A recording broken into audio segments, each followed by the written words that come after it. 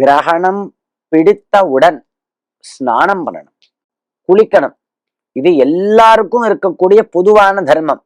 எதுல குளிக்கணும் அப்படின்னா, புண்ணிய நதிகள்ல கங்கையில ஸ்நானம் பண்ணணும், யமுனையில குளிக்கணும், காவேரியில குளிக்கணும், தாமிரபரணி, துங்கபத்ரா போன்ற மகாநதிகள் புண்ணிய நதிகள்ல ஸ்நானம் பண்ணணும். கிரகண காலத்துல கங்கையில ஸ்நானம் பண்ணா மகா புண்ணியம், ரொம்ப விசேஷம் சொல்லப்பட்டிருக்கு.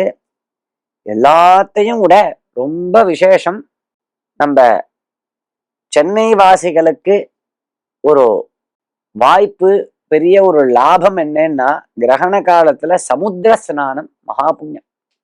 கிரகணம் பிடித்தவுடன் சங்கல்பம் செய்து சமுத்திரத்துல குளிக்கிறது இருக்கே, இந்த மாதிரி ஒரு புண்ணியம் வேற எதாலையும் சம்பாதிக்க முடியாது.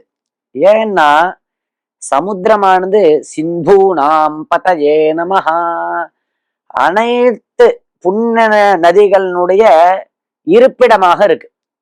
கங்கையாக இருக்கட்டும், யமுனையாக இருக்கட்டும், காவேரியாக இருக்கட்டும், எந்தெந்த புண்ணிய நதிகள் உண்டோ அத்தனை நதிகளும் சமுத்திரத்துல போய் சங்கமிக்கிறது. மகாநதிகள்லாம் சமுத்திரத்துல போய் சேர்றது. அத்தனை நதிகளினுடைய கூட்டமாக இருக்கு இந்த சமுத்திரம்ங்கிறது.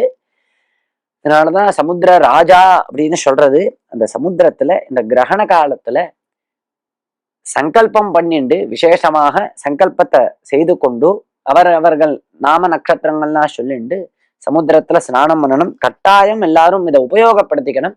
சமுத்திரத்துல குளிக்க முடியலையா, சரி வீட்டுலயாவது குளிக்கணும். போர் ஜலம் போட்டு டைரக்ட் பைப்ல குளிக்கணும். அதுவும் முடியலையா, ஏதோ ஒரு மாதிரி பாத்ரூம்லயாவது குளிக்கணும். கங்காதி புண்ணிய நதிகளை ஸ்மரிச்சுண்டு பகவன் நாமாக்களை சொல்லிட்டு குளிக்காம இருக்கக்கூடாது.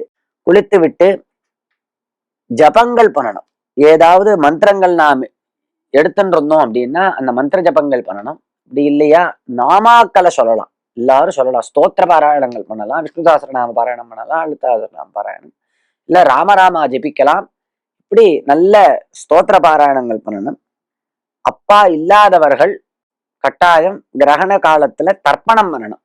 பிதர்களுக்கு உபராக புண்ணிய கால பிரயுக்தமான சந்திர கிரகண பிரயுக்தமான தர்ப்பணத்தை கட்டாயம் செய்ய வேண்டும்.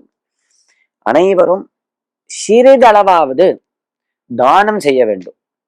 கிரகண காலத்துல எவன் ஒருவன் ஸ்வர்ண தானம் பண்றானோ அனந்தமான பலன்.